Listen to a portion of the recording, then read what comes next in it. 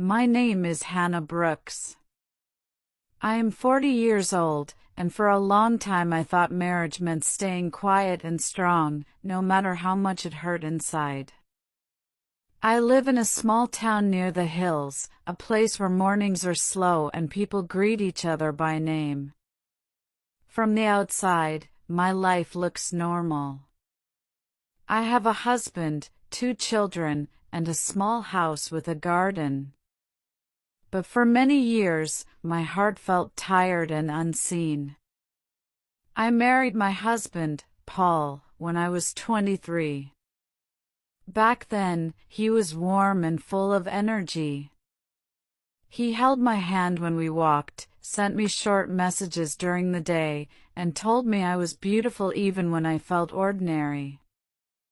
I believed we would grow old together with the same love. After marriage, we worked hard to build a life. Paul worked in sales, and I worked part-time at a school office. We did not have much money, but we laughed a lot. When our first child, Lucas, was born, I stayed home to care for him. 2 years later, our daughter Mia arrived. My days were full of diapers, cooking, cleaning, and teaching small hands how to hold spoons and pencils. I was tired, but I felt useful. Paul came home late most nights, but in the beginning, he still asked about my day. He still kissed my forehead. Slowly, things changed. Paul began to stay at work longer. When he came home, he went straight to his phone or the television. He answered my questions with short words. "I'm busy. I'm tired. Not now."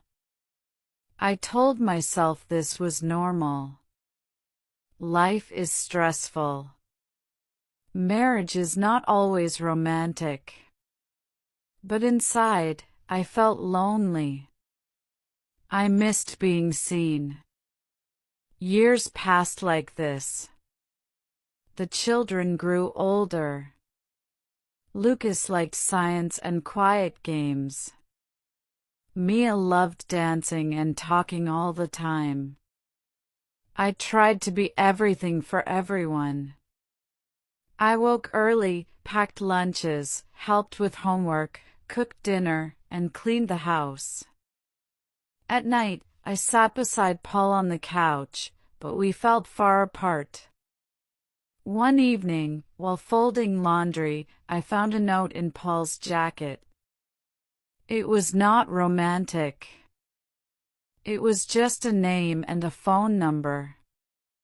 Still, my hands shook. When I asked him about it, he said it was nothing, just work. I wanted to believe him, so I did. I did not want to open a door I was afraid to walk through. But something inside me closed that day. I stopped asking questions. I stopped expecting warmth. I moved through life like a shadow.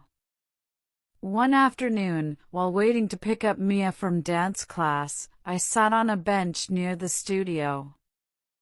A man sat beside me and smiled kindly. His name was Aaron. He was also waiting for his daughter. We talked about simple things, school, weather, town life.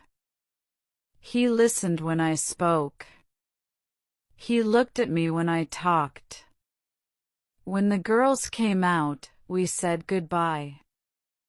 I felt strange, like I had just woken up from a long sleep. Over the next weeks, I saw Aaron often.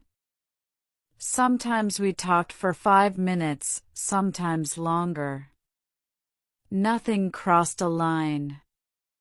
But those conversations reminded me of something important. I mattered. I went home one night and cried quietly in the bathroom. Not because I wanted another man, but because I missed myself. Paul noticed I was quieter than usual. One night, he asked, "Are you okay?" I almost laughed. He had not asked me that in years. I said, "I don't know." That answer surprised both of us. A few weeks later, I became very sick. High fever, pain, weakness.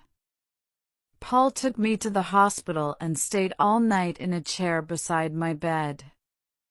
He held my hand and looked scared. He said, "I don't know how I forgot to take care of you." His words stayed with me. After I returned home, Paul began to change. Slowly. He helped with dishes. He asked about my day. He walked Mia to school and helped Lucas with his projects. These were small things, but they felt big to me. One evening, after the children went to bed, Paul asked if we could talk. He told me he had lost himself in work and pressure. He said he was afraid of failing and chose silence instead of connection. I listened. Then I told him my truth. I told him how lonely I felt. How invisible. How close I was to losing myself. I told him I did not want to live half alive anymore. We cried together that night. There were no easy answers. Trust does not return in one moment. Love does not heal overnight. But something changed. We began again, slowly, carefully. We went for walks. We ate dinner without phones. Sometimes we talked about the past, sometimes we sat in silence. But the silence was no longer cold. I stopped seeing Aaron. I thanked him quietly in my heart for reminding me of my worth. I did not need another person. I needed my voice back. Today, my life is not perfect. Some days are still hard. But I know this now, love is not just staying. Love is choosing to see and be seen. And I choose that every day, for myself first, and then for my family.